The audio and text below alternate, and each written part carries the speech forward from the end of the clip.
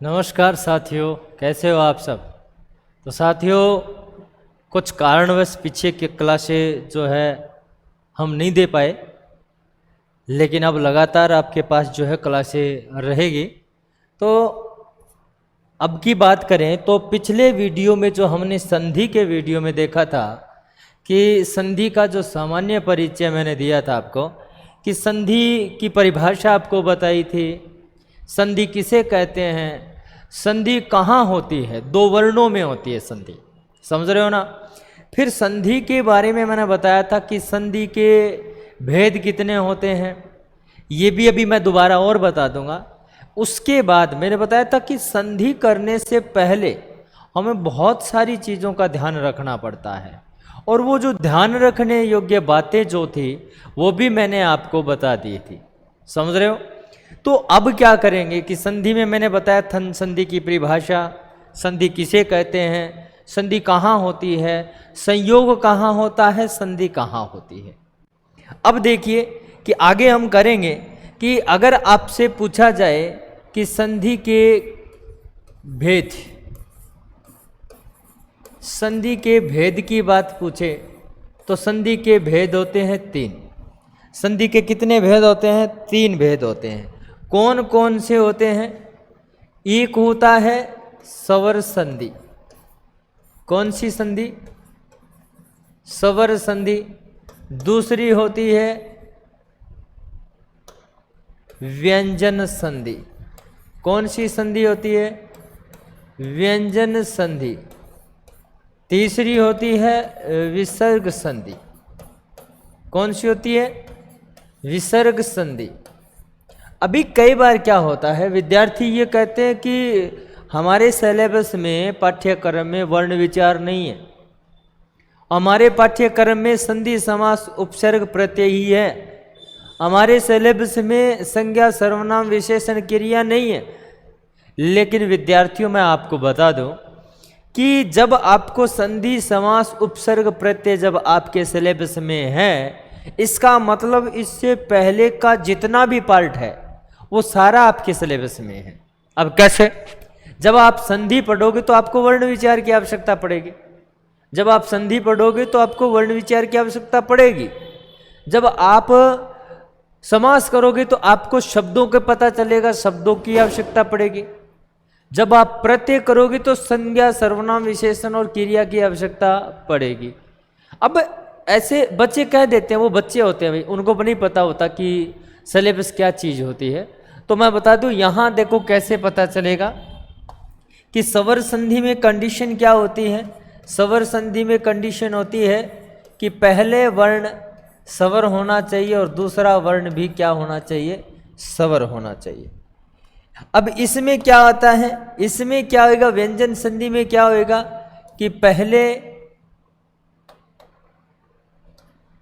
व्यंजन हो सकता है और उसके बाद में सवर हो सकता है। मैंने कहा कि पहले व्यंजन हो सकता है, दूसरा व्यंजन हो सकता है। मैंने कहा सवर हो सकता है, पहले व्यंजन हो सकता है। ये तीन कंडीशन जो है किसकी रहेगी? व्यंजन संधि की। यानी व्यंजन संधि में एक तरफ व्यंजन रहेगा, एक तरफ व्यंजन रहेगा। विसर्ग संधि में क्या होएगा? विसर्ग संधि में पहले विसर्ग होएगा और उसके बाद में सवर भी हो सकता है और व्यंजन भी हो सकता है। लेकिन कंडीशन क्या है? पहले विसर्ग होगा। ये कंडीशन है हमारी संधि की। ध्यान रखना, संधि के तीन भेद होते हैं। संधि के तीन भेद होते हैं। तीन भेद में पहला होता है सवर संधि, दूसरी होती है व्यंजन संधि और तीसरी होती है विसर्ग संधि। सवर संधि में मैंने बता दिया कि सवर प्लस सवर होता है। व्यंजन संधि में मैंने बता दिया कि व्यंजन संधि में तीन कंडीशन होती हैं, तीन शर्तें होती हैं। व्यंजन धन व्यंजन होता है, व्यंजन धन सवर होता है और सवर धन व्यंजन होता है ना। और उसके बाद विसर्ग संधि में पहले विसर्ग होता है और फिर उसके बाद सवर होता है। देखिए मैं बता देता हूं कि कैसे अपने को पता चलेगा। ठीक है, जैसे स्वर संधि में क्या होता है, स्वर संधि का मैं उदाहरण देता हूं इधर। स्वर संधि में मैंने कहा स्वर अंत,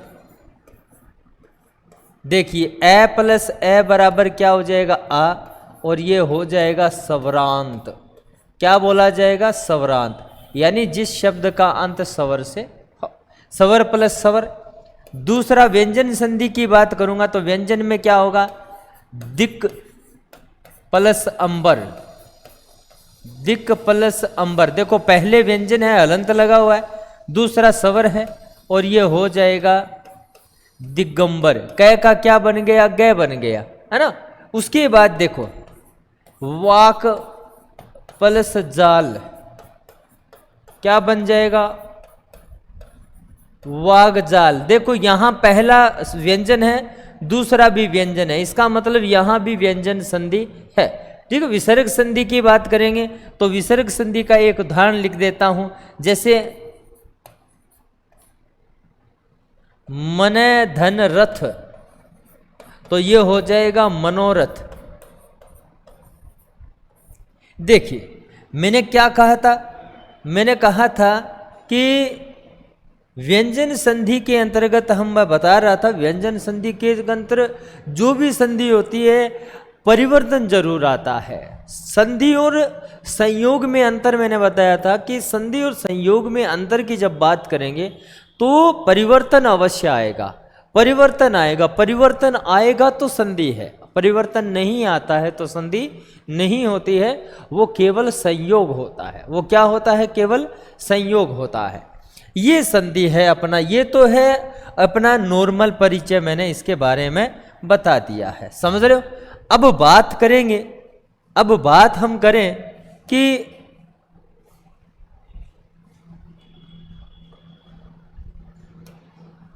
है ना, हाँ, तो बात करते हैं हम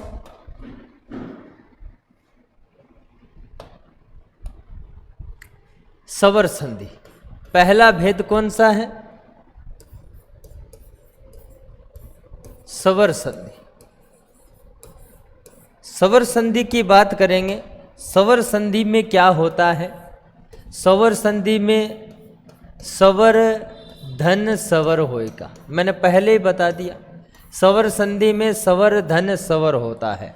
कैसे होएगा कि पहले स्वर होता है, जब डेफिनेशन लिखोगे, परिभाषा जब लिखोगे कि जब कोई स्वर, जब कोई स्वर किसी स्वर से, यानी स्वर वर्ण से, ऐसे भी लिख सकते हो कि जब कोई स्वर वर्ण किसी स्वर वर्ण से यानी दूसरे संधि करता है,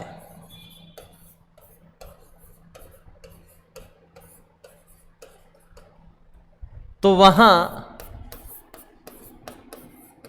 स्वर संधि मानी जाती है।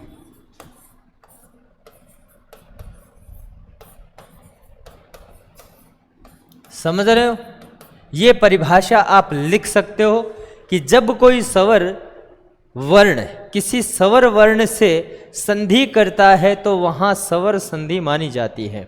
जैसे बहुत सारे शब्द हैं, बहुत सारे शब्द हैं, जैसे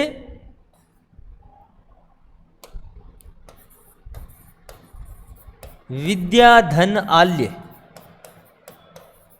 ये आ है, ये आ है, मिलके हो जाएगा आ, और ये क्या हो जाएगा, विद्यालय। आपसे पूछे विद्यालय में कौन सी संधि है, बता देना स्वर संधि है।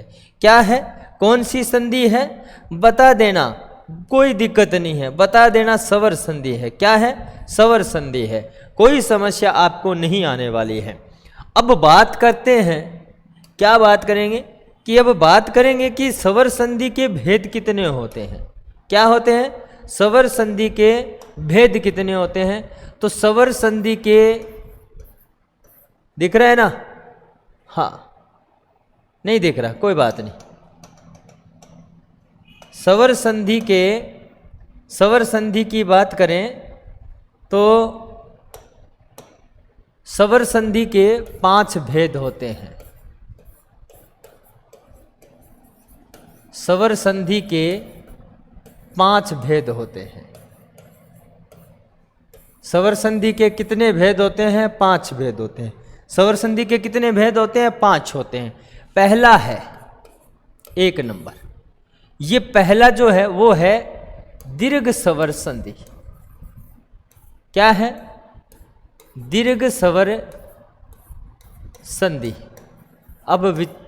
अभी मैं पहले भी बता चुका हूं, विद्यार्थी कहेंगे सर ये दीर्घ क्या होता है? जब आपने वर्ण विचार पढ़ा है ना तो ही आपको पता है कि दीर्घ क्या होता है। कैसे कि हिंदी में दीर्घ रूप 3 बनते हैं।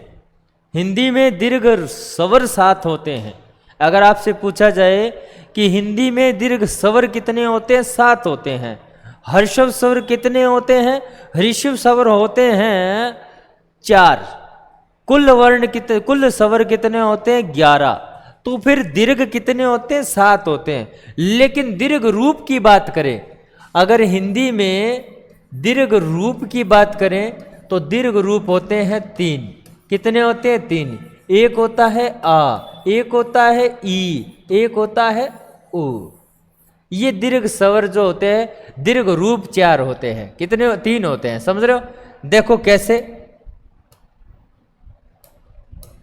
ठीक है? कितने होते हैं? ये, ठीक है? ये अब देखो दीर्घ स्वर संधि में क्या होता है कि जब कोई हृषव किसी हर्षव या दीर्घ से संधि करता है तो दीर्घ संधि मानी जाती है। तो ये कंडीशन देखिए कि अगर ए या आ के बाद में ए या आ आता है तो ये दोनों मिलकर अपना दीर्घ रूप धारण कर लेते हैं आ। इसके बाद क्या है? अगर ई या ई मिलकर ई या ई से संधि करती है तो ये बन जाता है अपना दीर्घ रूप ई। इसी प्रकार अगर उ या उ के बाद में उ या उ आता है तो अपना दीर्घ रूप धारण कर लेता है ओ। समझ रहे हो? ये है दीर्घ संधि। ये दीर्घ संधि के 3 जो है वो रूप प्राप्त होते हैं। अभी मैं 2-4 उदाहरण बता देता हूं कि जैसे हिम प्लस आल्य, ये ए है ये आ है, दोनों मिलके क्या बन जाएंगे? ये मिल जाएगा हिमालय। क्या बन जाएगा? हिमालय। समझ रहे हो? दीक्षा प्लस अंत, दीक्षा प्लस अंत क्या बन जाएगा? दीक्षांत, है ना? आ प्लस ए, ये ए प्लस आ, ये आ प्लस ए, तो ये होता है दीर्घ संधि के अंदर। अब इनकी बात करें तो ये ई का क्या हो जाएगा? ई की बात करें तो ये हो जाएगा, जैसे यहां बताता हूं, कपि प्लस इश, कपि प्लस ईश क्या हो जाएगा? कपीश। समझ रहे हो? अगर इसकी बात करूं भानु प्लस उदय और बन जाएगा ये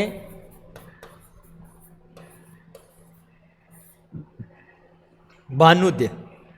क्या बन जाएगा? भानुद्य। तो ये है दीर्घ स्वर संधि के अंतर्गत पहली है दीर्घ स्वर संधि। मैंने क्या बताया है कि स्वर संधि के 5 भेद होते हैं।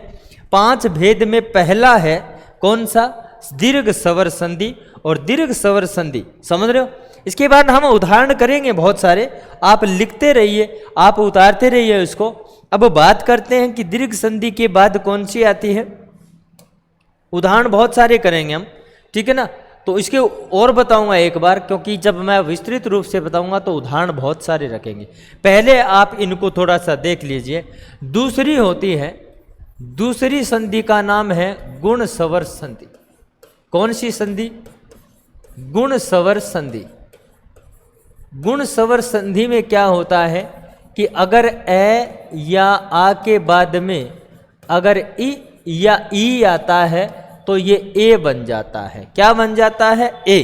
क्या बन जाता है? ए। जैसे मैं लिखूंगा इतर धन इतर, ये ए आया है, ये ई आया है और मिल के बन गया इतरेतर।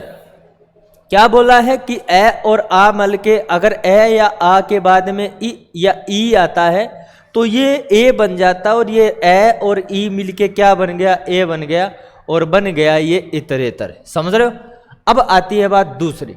उसके बाद कहता है कि अगर ए या आ के बाद में उ या उ आता है तो ये बन जाता है ओ। समझ रहे हो? ये बन जाता है ओ। जैसे कैसे लिखेंगे? जैसे मैंने लिखा है भाग्य प्लस उदय, तो ये ए के बाद में उ आया, क्या बनेगा? ओ बनेगा, ये हो जाएगा भाग्योदय। क्या बन जाएगा बेटा? भाग्योदय बन जाएगा। ये ए आ के बाद में ई तो ए बनता है, ए आ के बाद में उ तो ये ओ बनता है। अगर ये ए या आ के बाद में अगर री आता है तो ये अर बनता है। क्या बनता है? अर बनता है। जैसे मैं लिखूंगा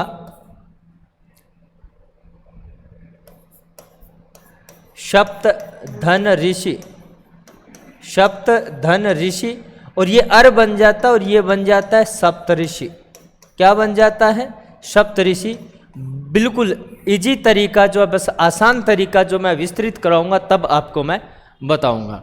ये समझ में आई? स्क्रीनशॉट ले सकते हो आप, इसको आप नोट्स के रूप में भी आप लिख सकते हो, कोई समस्या आपको आने वाली नहीं है।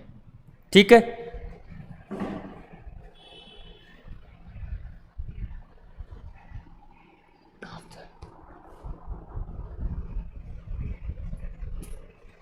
तो ये है अपना गुण स्वर संधि का जो रूल है वो चल रहा है। ठीक है? तो ये है, कोई समस्या यहाँ तक नहीं होनी चाहिए। अब बात करते हैं तीसरी संधि, वृद्धि स्वर संधि। वृद्धि स्वर संधि। वृद्धि स्वर संधि में क्या होता है? वृद्धि स्वर संधि के अंतर्गत ए या आ के बाद में ए या ऐ आ जाता है तो ये क्या बन जाता है? ऐ। क्या बन जाता है? ये ऐ। वृद्धि हो जाती है। क्या हो जाती है? वृद्धि हो जाती है। बिल्कुल जब मैं उदाहरण लिखाऊंगा इनका मैं थोड़ा सा और कराऊंगा आपको, इनको थोड़ा सा मैं रिपीट करूंगा मैं आपको इसका, हाँ पुनरावृत्ति करूंगा तो फिर आपको और समझ में आएगा।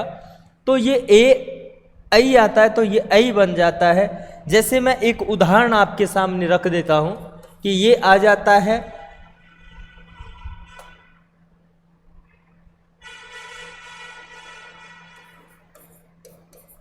पुत्र धन ऐषणा। मैंने क्या लिखा है? ए और ए के बाद में ए या ए के बाद ये जो है, हाँ तो ये हो जाता है ऐ बन जाएगा, मात्रा लग जाएगी ये और बन जाएगा पुत्रेषणा। ये ऐ की मात्रा लगेगी, ए की नहीं लगेगी, ऐ की मात्रा लगेगी। जैसे ये होता है के, ये गुण होता है और ये जब कई बन जाता है तो ये वृद्धि हो जाती है। ध्यान रखना, ये गुण का उदाहरण है और ये वृद्धि का उदाहरण है। ध्यान रखना, इसको थोड़ा सा ध्यान रखना। ऐसे मैंने एग्जाम्पल बताया है कि जब ये ए का मात्रा आती है तो गुण होता है, 2 आती है तो वृद्धि हो जाती है भाई, ये वृद्धि हो जाएगी। इसके बाद अगर आता है ए या आ के बाद में ओ या औ आता है तो ये वृद्धि और हो जाएगी और बन जाएगा औ, है ना। बहुत सारे शब्द है जैसे परम ओजस्वी, परम ओजस्वी, और ये बन जाएगा 2 मात्रा लग जाएगी भाई, परमोजस्वी। क्या बन जाएगा? परमोजस्वी। तो ये है वृद्धि संधि, है ना। बहुत सारे शब्द और आएंगे और बताएंगे। चलो अभी देखते हैं, वृद्धि के बाद आती है यण। 4 नंबर कौन सी होती है? यण। यण स्वर संधि। यण स्वर में क्या होता है कि अगर ई या ई के बाद में असमान स्वर आता है, असमान स्वर आ जाए तो ये ई क्या बन जाता है, ये बन जाता है, और जो भी स्वर आता है उसकी मात्रा इस ये के लग जाएगी। कैसे लगेगी मैं बता दूं एक उदाहरण आपको। जैसे लिखा है मैंने प्रति एक, क्या लिखा है मैंने, प्रति एक। तो ये जो ई की मात्रा है, तय के अंतिम जो प्रति जो बना है शब्द, प्रति में अंतिम वर्ण क्या है, ई क्या बन जाएगा, यह बन जाएगा।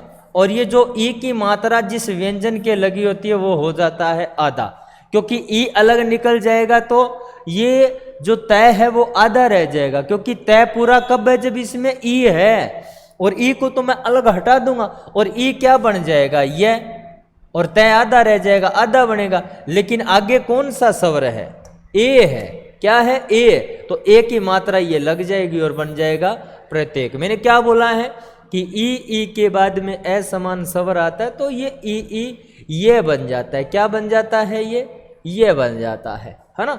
उसके बाद ये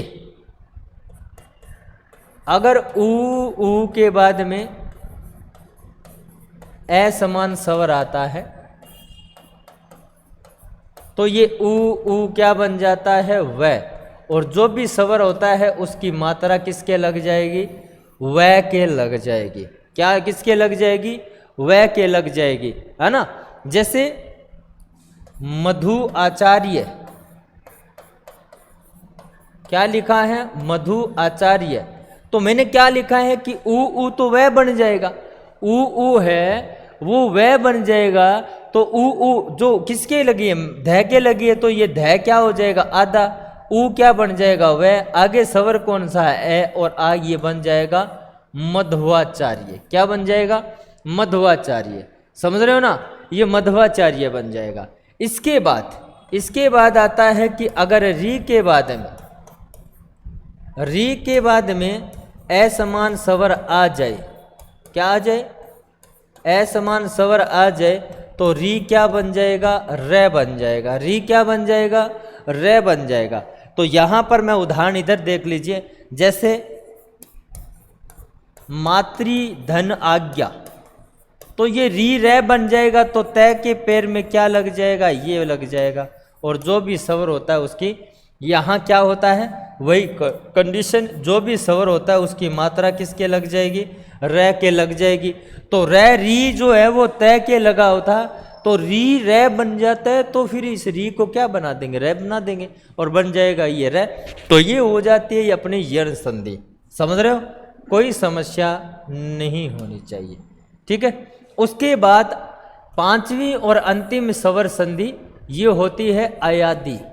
क्या होती है, अयादी स्वर संधि। अयादी में क्या होता है, अयादी में होता है कि अगर ए के बाद में अन्य स्वर आ जाए, ए के बाद में अन्य स्वर आ जाए तो ए जो होता है वो क्या बन जाता है, य, और जो भी स्वर होता है उसकी मात्रा य के लग जाएगी। क्या लग जाएगी, जैसे मैं लिखूंगा ने अन, तो ये ने जो है वो न ये न बन जाएगा। विस्तृत चर्चा जो है जब इसकी बात करेंगे ना पूरी, तब बात करूंगा मैं। समझ में आ रही है ना, कोई समस्या नहीं होगी, हाँ बिल्कुल नहीं होगी। तो ठीक है, उसके बाद में ये आता है कि अगर ऐ के बाद में अन्य स्वर आता है, ऐ के बाद में अन्य स्वर आता है तो ये क्या बन जाता है, आय, और जो भी स्वर आता है उसकी मात्रा लग जाएगी। क्या लग जाएगी, हाँ, नई प्लस अक, नई प्लस अक, मैंने क्या बनाया है, नई प्लस अक, और ये बन जाएगा नायक। क्या बन जाएगा, नायक। समझ रहे हो, ये ऐ जो है आय बन जाएगा, नई नाय बन जाएगा। ये बात करेंगे हम जब विस्तृत करेंगे ना तो करेंगे। अब उसके बाद आती है ओ के बाद में, ओ के बाद में अगर अन्य स्वर आता है, तो ये ओ जो है वो अव बन जाता है। क्या बन जाता है? अव। क्या बन जाता है? अव। जैसे पो प्लस अन, तो ओ क्या बन जाएगा? अव। पो क्या बन जाएगा? पव। ये बन जाएगा पवन। क्या बन जाएगा? पवन। समझ रहे हो? पवन। इसी प्रकार अगर औ के बाद में अन्य स्वर आता है तो ये बन जाता है आव, क्योंकि जो स्वर होता है वो उसकी मात्रा इसके साथ लगेगी और जो स्वर होता है उसकी मात्रा इसके साथ लगेगी। ये हो जाता है पौ प्लस अन, और ये क्या बन जाएगा? पावन। क्या बन जाएगा? पावन। ये है हमारी दीर्घ संधि के भेद। तो मैंने क्या कहा है कि दीर्घ संधि के कितने भेद होते हैं? 5 भेद होते हैं। दीर्घ संधि के 5 भेद होते हैं, जिनमें से देखिए हम बताएंगे कि दीर्घ स्वर संधि में, मैंने यहाँ से चलेंगे, हम कहाँ से चलेंगे? यहाँ से चलेंगे कि संधि के कितने भेद होते हैं? 3। स्वर पहला क्या होता है? स्वर अंत। मैंने स्वरांत बोला, स्वर संधि, व्यंजन संधि, विसर्ग संधि। देखिए अब दूसरा मैंने क्या बोला कि स्वर संधि बात करें, मैंने बताया कि स्वर धन स्वर, और बोला स्वर, जब कोई स्वर वर्ण किसी दूसरे स्वर वर्ण से संधि करता है तो वहाँ स्वर संधि मानी जाती है। मैंने कहा कि विद्या धन आल्य और बन गया विद्यालय। अब मैंने कहा कि स्वर संधि के कितने भेद होते हैं? स्वर संधि के 5 भेद होते हैं। स्वर संधि के कितने भेद होते हैं? 5 भेद होते हैं। देखिए 5 भेद, जिसमें मैंने बोला कि दीर्घ रूप 3 बनते हैं, इसलिए दीर्घ संधि में ये 3 रूप बनेंगे। मैंने बोला दीर्घ संधि में जब कोई हर्षव या दीर्घ स्वर किसी हर्षव या दीर्घ से संधि करता है तो वहाँ दीर्घ रूप धारण कर लेता है। और मैंने ये कंडीशन आपको बता दी कि ए आ के बाद में अगर ए आ आता है तो ये आ दीर्घ रूप धारण कर लेता है। ई के बाद में ई आता है तो ये दीर्घ रूप धारण ई कर लेता है। ऊ के बाद में ऊ आता है तो ये ऊ दीर्घ रूप धारण कर लेता है। देखते रहिए। अब मैंने कहा कि गुण स्वर संधि दीर्घ के बाद आती है गुण, तो गुण में क्या बोला कि ए आ के बाद में ई आता है तो ये ए बन जाता है, यानी शिरो रेखा पर मात्रा ये आएगी। क्या आएगी? ये आएगी। जैसे यहाँ आया है ना इतर धन इतर, तो रै के ऊपर क्या मात्रा बन गई? ए की मात्रा लगी है। किसकी मात्रा लगी है? ए की मात्रा लगी है। जैसे देखिए इतर इतर, मैंने कहा कि ऊ या ऊ के बाद में ए आ के बाद में ओ आता है तो ये ओ बन जाता है। मैंने कहा कि ये जब ये होता है तो ये देना दीर्घ, ये जो शिरो रेखा होती है ना, इस पे एक मात्रा ऐसे लग जाती है। भाग्योदय क्या बन गया? भाग्य प्लस उदय। इसी प्रकार ए आ के बाद में री आता है तो अर बन जाता है, तो लिखा सप्त ऋषि, है ना। और देखिए फिर मैंने बोला वृद्धि संधि। वृद्धि संधि में मैंने बोला गुण में एक मात्रा आएगी, वृद्धि में कितनी मात्रा आएगी? ऐसे आ जाएगी। जब ए आ के बाद में ए ऐ आता है तो ऐ बनता है। मैंने उदाहरण भी दे दिया, पुत्रेषणा। समझ लो, फर्स्ट ग्रेड में आया था 2018 में ये, है ना। तो मैंने कहा था ना कि ए कब आएगा, ऐ कब आएगा, पीछे का वीडियो जरूर देखना। पिछले वाला वीडियो जो संधि का है वो जरूर देखना, वहाँ आपको पता चलेगा। ठीक है। इसके बाद मैंने कहा है ऊ ए आ के बाद में ओ औ आता है तो ये क्या बन जाता है? औ। और मैंने कहा शिरो रेखा पर 2 मात्रा लगेगी लेकिन एक खड़ी पाई भी लग जाएगी। परम ओजस्वी क्या बन गया? परमोजस्वी। क्या बन गया? परमोजस्वी। उसके बाद यण संधि में मैंने कहा, मैं जब यण संधि अपने मूल टॉपिक आएगा यण संधि तो मैं पूरी की पूरी व्याख्या सब आपको लिखवाऊंगा कि कैसे ये आधा हो जाएगा, कैसे मात्रा लगेगी। समझ रहे हो ना? हाँ चलो ठीक है। ई के बाद में ए समान स्वर आता है तो ये ई ये बन जाता है, और जो स्वर होता है उसकी मात्रा जो है इसके लग जाएगी। समझ रहे हो? हाँ चलो। हाँ अभी उसके बाद ऊ के बाद में ए समान आता है तो वह बनता है, जो भी स्वर होता है उसकी मात्रा इसके लग जाएगी। मधु आचार्य क्या बन गया? मध्वाचार्य। इसी प्रकार री के बाद में असमान स्वर आता है तो ये री रे बन जाता है। जो री होता है उसको रे बना देंगे।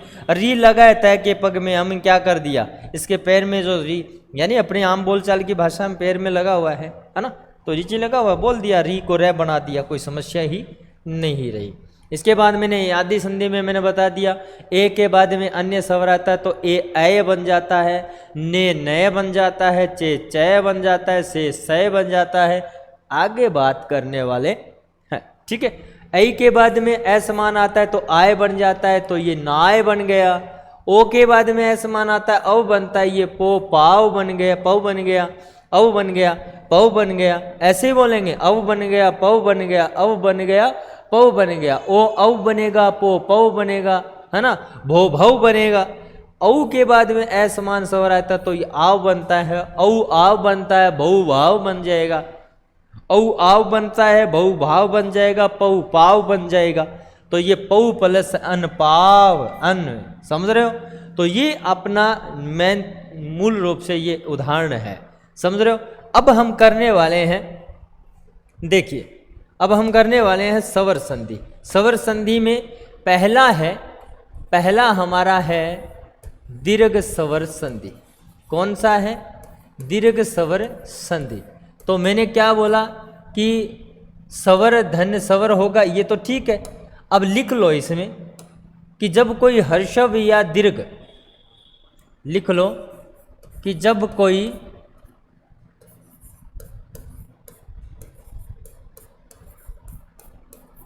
हर्षव स्वर, हर्षव या दीर्घ स्वर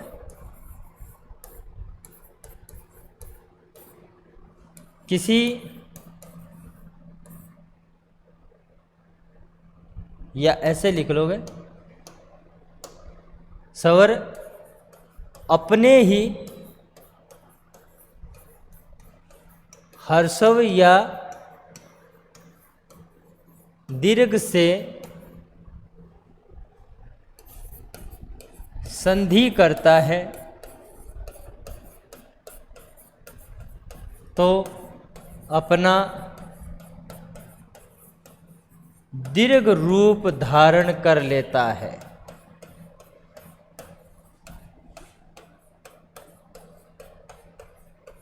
क्या कर लेता है? दीर्घ रूप धारण कर लेता है। कैसे? मैंने बोला कि ये हर्षव होता है, इसका दीर्घ होता है आ। ये हर्षव होता है, इसका दीर्घ होता है ई। ये हर्षव होता है, इसका दीर्घ होता है उ। जब ये आपस में संधि करते हैं तो कौन सा रूप धारण कर लेंगे? ये दीर्घ रूप धारण कर लेंगे। कौन सा रूप धारण कर लेंगे? ये दीर्घ अपना जो है वो दीर्घ रूप धारण कर लेते हैं। समझ रहे हो? जैसे उदाहरण मैंने बताया था कि अगर ए या आ के बाद में ए या आ आता है तो ये दीर्घ रूप धारण हो गया आ। समझ रहे हो? अब इसके हम उदाहरण करने वाले हैं। किसके करने वाले हैं? इसके उदाहरण करने वाले हैं। समझ रहे हो? कैसे करेंगे? मैंने कह दिया कि ए या आ के बाद में, जैसे मैंने बोला अधिक अंश, क्या मिलेगा? ए क्या हो जाएगा? आ हो जाएगा। और मिला के क्या बोल देंगे? अधिकांश। अधिक धन अंश क्या बन जाएगा? अधिकांश, है ना। अक्ष प्लस अंश,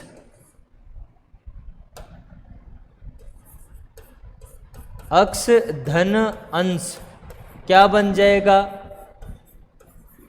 अक्षांश। क्या बन जाएगा? अक्षांश। मुर अरी क्या बन जाएगा? मुरारी। क्या बन जाएगा? मुरारी बन जाएगा। समझ रहे हो ना? इसमें कोई ऐसे नहीं है कि अपने को मात्राओं का ध्यान रखना पड़े। मात्राओं का ध्यान हम करेंगे अगली जो ई की जो मात्राएं आती है उसमें ध्यान करेंगे।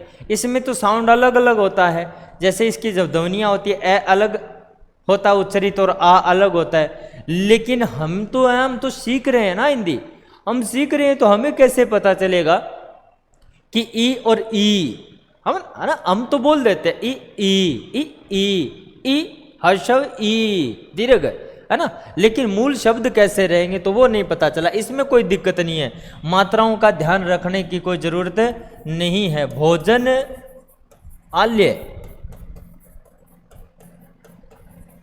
क्या बन जाएगा?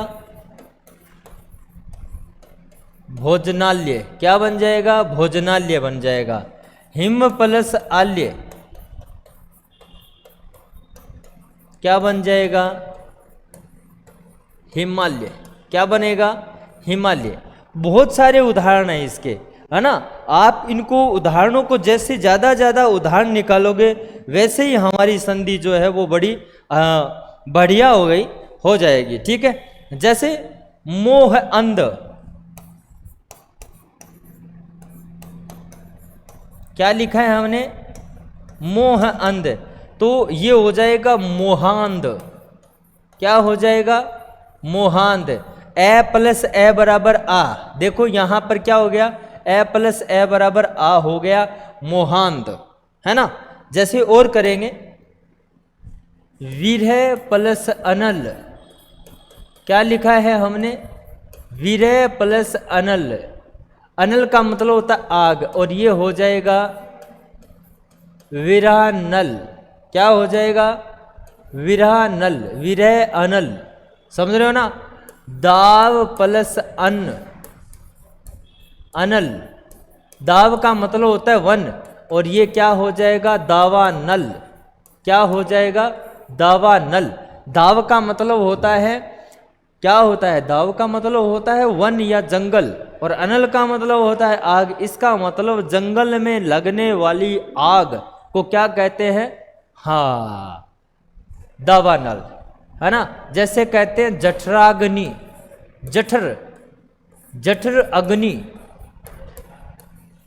ये क्या हो जाएगा? जठर का मतलब होता है पेट, जठर का मतलब होता है पेट। हम कहते हैं ना पेट की आग बड़ी घातक होती है। पेट की आग क्या होती है? बड़ी घातक होती है, और आदमी जो भागता है इस पेट की आग के लिए भागता है। तो ये क्या हो जाएगा? जठराग्नि। क्या हो जाएगा बेटा? जठराग्नि हो जाएगा। पीछे का वीडियो जरूर देखना, वहां पर आपको बहुत सारी चीजें आपको नहीं मिलने वाली है। जैसे अग्नि, हाँ, है ना, और बहुत सारे उदाहरण हैं। जठर अग्नि क्या हो जाएगा? जठराग्नि हो जाएगा। कोई समस्या है यहाँ पर? हाँ, जैसे बहुत सारे उदाहरण हैं, जैसे यात धन आयात, यात धन आयात, तो ये क्या हो जाएगा? यातायात। क्या हो जाएगा? यातायात हो जाएगा, है ना। फिर होता है कारा, कारा प्लस आगार, क्या बन जाएगा? कारागार। क्या बन जाएगा? कारागार। इसी प्रकार अभी मैंने बताया भी था, कारा का मतलब होता है जेल, कारा का मतलब क्या होता है? जेल। कारा आवास, कारा धन आवास, ये बन जाएगा कारावास। क्या बन जाएगा? कारावास बन जाएगा। क्या बन जाएगा? कारावास बन जाएगा। तो कारा धन आवास, आवास, आवास मतलब आप जानते हो रहने की जगह जहां रह रहे हो। कारा का मतलब मैंने बता दिया कि क्या होता है? जेल। जेल होती है तभी तो आया है, होता तो ए होता, होता तो ए होता, होती है तो आ आता है ना। चलो आगे बात करेंगे। और बहुत सारे उदाहरण हैं, जैसे एक शब्द आता है कुश, जैसे मैं इसको कुशासन, क्या शब्द है? कुशासन। आपसे पूछ लिया जाए कुशासन में संधि कौन सी है, क्योंकि ये हमें लगता है कि यहाँ तो उपसर्ग का प्रयोग हुआ है, हमें लगता जो जरूर है कि यहाँ पर उपसर्ग का प्रयोग हुआ है, लेकिन जरूर हाँ मानते हैं कि उपसर्ग का प्रयोग हो सकता है, कह सकते हैं। कु का मतलब बुरा, शासन का मतलब शासन। लेकिन एनसीईआरटी 9 जो 9 से 12 की किताब है उसमें दे रखा है कुश।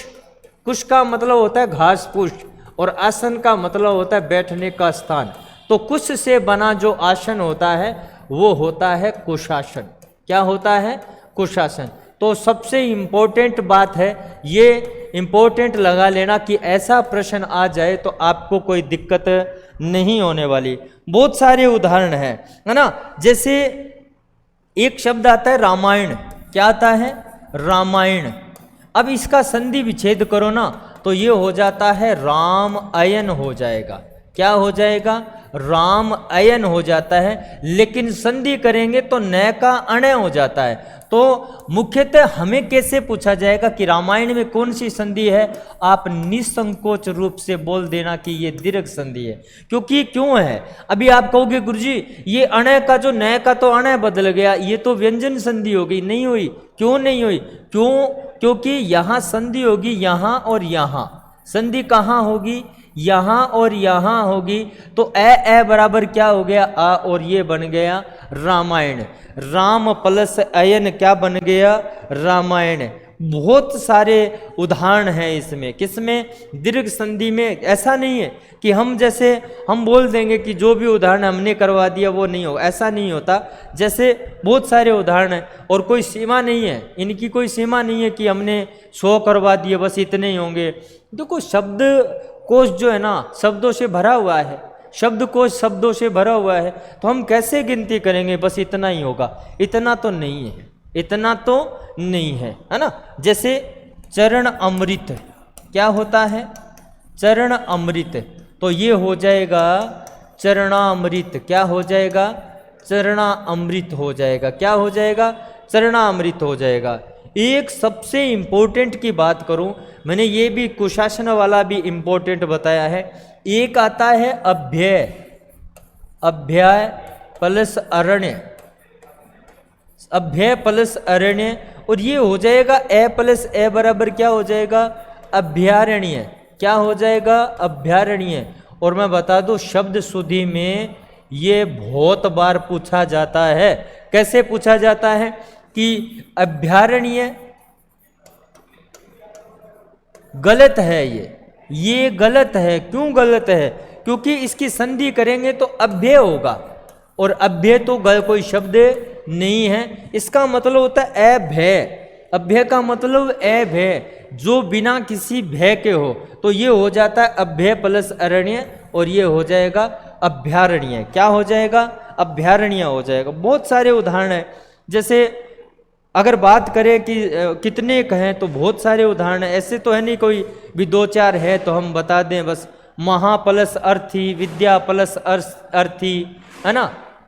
दया प्लस, हाँ ऐसे एक उदाहरण ये लिख लो, दया प्लस आर्दर, दया प्लस आर्दर, तो ये हो जाएगा दयार्दर। क्या हो जाएगा? दयार्दर। ये भी आप नोट कर लेना, है ना। तो ये मैंने कहा है कि ये दीर्घ संधि के जो पहला भेद है ए आ के बाद में ए आ आता है, तो ये अपना दीर्घ रूप धारण कर लेता है आ। और ये मुख्य उदाहरण मैंने आपको करवाया है। तो आज के वीडियो के लिए इतना ही। बाकी जो हम करने वाले हैं नेक्स्ट वीडियो में, आगे का जो वीडियो होगा उसी में भी ये इसी चर्चा चलेगी दीर्घ संधि की। दीर्घ संधि की कौन सी चर्चा चलेगी? ई के बाद में ई आता है वो, और उ के बाद में उ आता है वो बहुत ही महत्वपूर्ण है, क्योंकि वहाँ पर हमें मात्राओं का ज्ञान या ध्यान रखना पड़ेगा। रखना पड़ेगा कि नहीं रखना पड़ेगा, वो पिछले वीडियो में मैंने बता चुका हूँ, और वो वीडियो आप देख लेना। तो आज के लिए इतना ही। बहुत बहुत धन्यवाद। नमस्कार।